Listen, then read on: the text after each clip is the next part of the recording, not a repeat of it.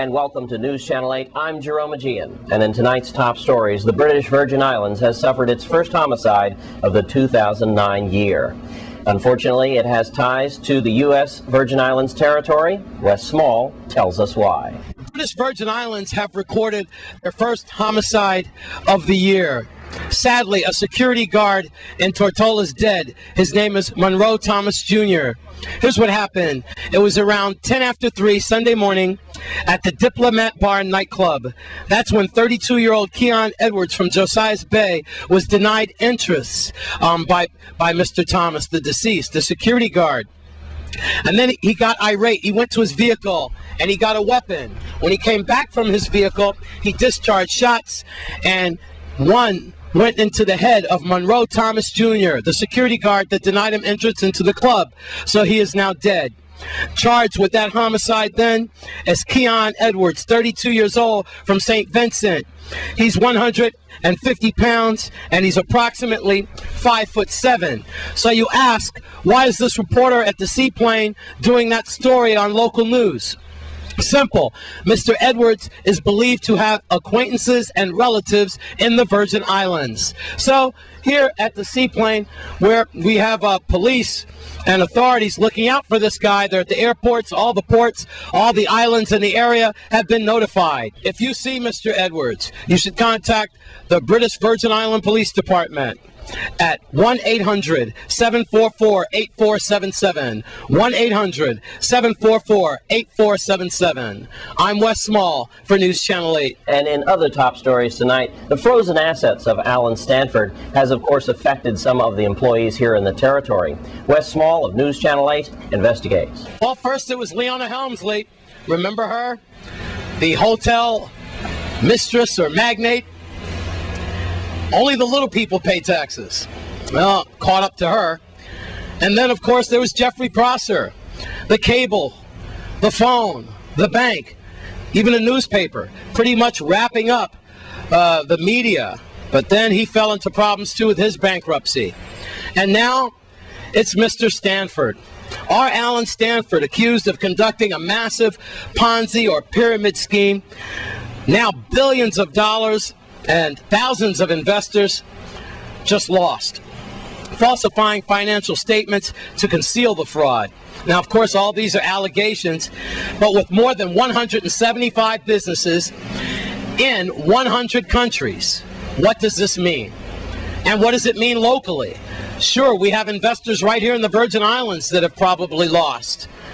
And even more important, employees of Stanford that have no paychecks. For that, let's go to the Commissioner of Labor, Mr. Albert Bryant Jr. Here now with the Commissioner of Labor, and we want to thank him for spending time out of his busy day. Mr. Albert Bryant Jr., boy, what are we going to do about the Stanford situation and the employees of the company? A lot of security guards here on the island, and now we understand this week that some of their paychecks have not gotten into them. And I know the Department of Labor is definitely looking at this situation. What can you tell some of the employees of the Stanford Corporation? Well, we got a tip last week, Wes, telling us that they wouldn't be paid on time, so we got a letter out to the receiver advising them of the Virgin Islands planned closing law, as well as making sure that they are aware that we know that those employees weren't paid and seeing what they can do to get that addressed. Moreover, we have issued a statement to them telling them that they need to define the status of those employees, whether they're still on board or they're terminated. Foreseeing that the termination may become real within the next week or so, we've allowed for a 9 o'clock session tomorrow morning at Gertrude's to allow those employees to register for unemployment, as well as get some information on what other opportunities are available to them, training, as well as other support services at the Department of Labor. That's wonderful. I mean, there is some good news in this dark cloud that 9 o'clock tomorrow morning at Gertrude's, you'll have your staff out there to take their reports and get to their financial status. So that is good, some relief for them. About how many employees have been affected about, ballpark figure? There are about 70 to 80 employees in the Virgin Islands and about 55 residents, more so or less, that were affected. Some of those employees have already secured employment. Some have been into our offices to register before, but we know this is a pretty much a unfortunate turn of events. So we want to make it as uncomfortable as possible by processing them in a group form, so they won't have to wait in line or anything else like that. Now, has the Virgin Island Department been working in concert with people like Antigua or people in the states that have been affected with the Stanford situation as well? My office, at least, has not been in contact with any other places. We've mostly been working with local people who have identified, given us tips about what is going on.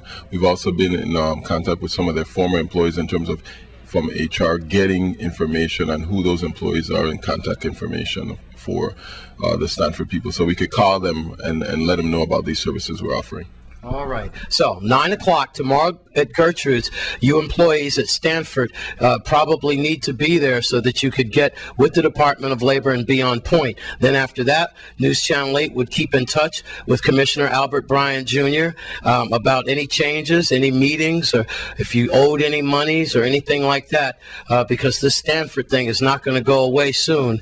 It's a big mess, and it's still in its embryonic stages. So that's about it? That's about it. I also like to ask those employees, if you're going to come to Gertrude's, it would be make your process much faster if you already have your ID copied, any copies of check stubs, copies already, so you can just put that together in one package and get it submitted. Good job.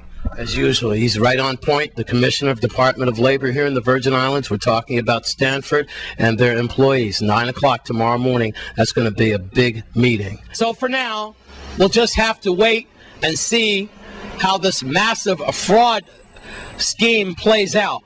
We can only hope for the better, but on all of our minds and in our hearts are the employees of Stanford, not only all over the world and in the United States, but right here at home. News Channel 8 is all over this story. I'm Wes Small, and this is Stanford's office. It doesn't look like much now. I'm Wes Small for News Channel 8.